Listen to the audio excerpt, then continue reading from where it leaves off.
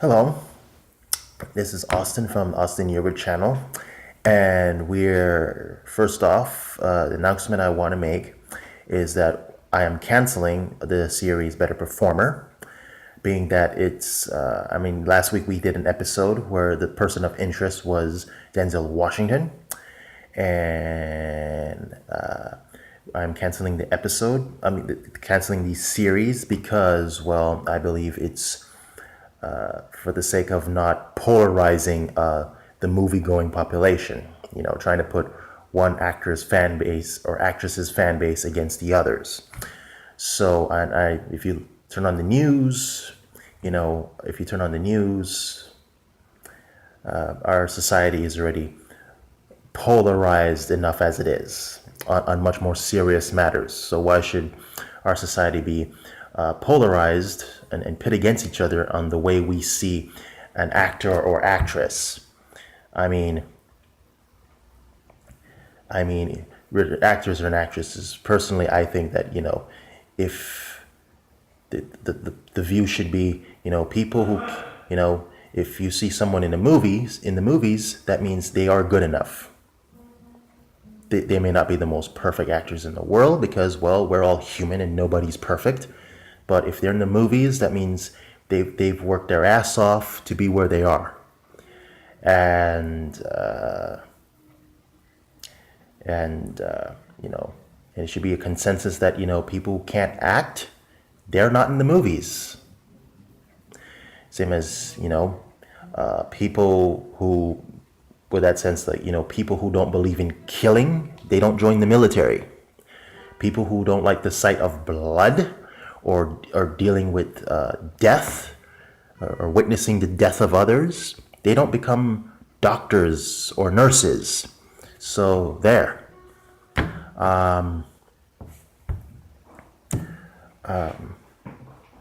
But I'm also right now announcing a new series where we have a person of interest, and that person of interest is an actor and actress with a new movie coming out of that week, and we talk about several of their movie. We talk about their career, not their life, because we don't want to feed into trolls coming on this channel and flooding this channel, the comment sections of this channel, with innuendos.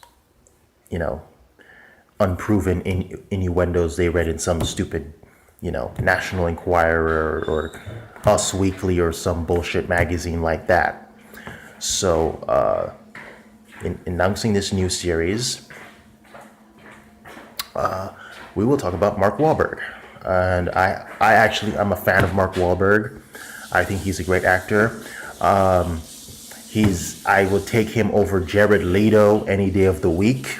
And I own several of his films, starting with 2007 Shooter.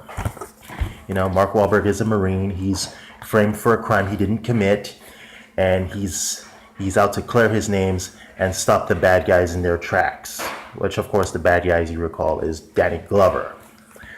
And then, of course, there's The Happening, the M. Night Shyamalan thriller, The Happening, where, okay, yes, Zoe Deschanel is Mr. Wahlberg's wife, and they're traveling cross country. They're on a family trip.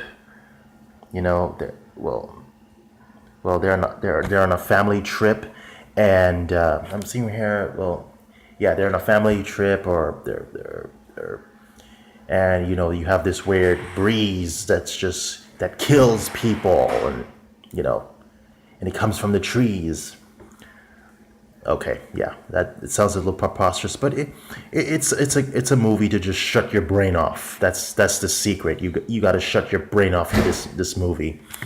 And then, of course, we have the other guys. This is one of Mr. Wahlberg's earliest and most first successful foray into comedy, and it has I believe on Metacritic it has a score of 65 out of 100. I mean, not bad. And then he did some dramas in between, and then you have Contraband. Back to drama back to action, which is his specialty. Contraband with along with Kate Beckinsale. Giovanni Ribisi is the bad guy, and he has a dimwit brother-in-law who gets the family into a snag, and it's up to Marky Mark to save the day. And then, of course, the really big success in comedy, Ted. It was a big hit for Mark Wahlberg, and most of all, I personally, I credit the success of this movie and its 2015 sequel that I also own to Mr. Wahlberg. I mean, that, yes, a straight man, that's his role. He was the straight man of this comedy. That, yes, a straight man can prevail. A straight man can be the box office draw. As for Seth MacFarlane, I know there are people who are crazy about Seth MacFarlane. I'm not one of them. Yes, he did great writing. Personally, I think MacFarlane, he should just write and let other people do the acting. I would say the same for even Family Guy. He should let other people do the voices in Family Guy, and he just writes the damn thing. But to me, Ted would have been much fun if Ted was actually voiced by Jim Carrey. If you think about Mr. MacFarlane, it's like his voice for Ted sounds exactly like Brian in Family Guy. Wow. And this Seth MacFarlane, this is a guy who likes to make fun of Kristen Stewart's acting. Well, really, I guess.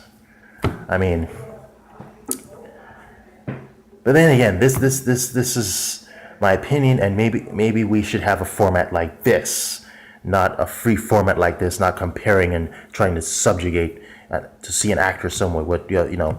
Okay, yes, here I know some of you will think I'm a hypocrite. Here I am trolling Seth MacFarlane, but it's the truth. You watch this movie and you watch Family Guy, is like his voice for Ted sounds exactly like Brian of Family Guy. Talk about one-dimensional acting. Then we have Two Guns. Mr. Wahlberg is with Denzel Washington. And funny, a year and a half before this movie was released in January 2012, Mr. Wahlberg was on Piers Morgan. And said that Denzel was one of his favorite actors, and here he is in August 2013. They're in a movie together, Two Guns, which, by the way, is based on a graphic novel. No, thanks. And then, of course, we have Ted 2, which, again, the success is, it's, again, Mr. Wahlberg carrying the day. And then we have Daddy's Home. So, we have Daddy's Home, which is, again, another comedy. I enjoyed this movie. I remember having to stand in the cold of Christmas of last year to pay to see this movie. So, and today I'm going to see Deepwater Horizon, and I intend to review it.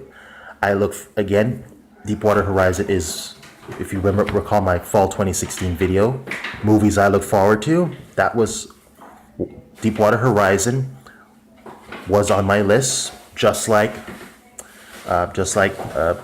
Miss Peregrine, and just like The Magnificent Seven, and just like Sully, and The Light Between Oceans. And next week our list will continue with Girl on a Train with Emily Blunt, and then our next episode for this new series, we will talk about some of the films of Emily Blunt. And you have a good one.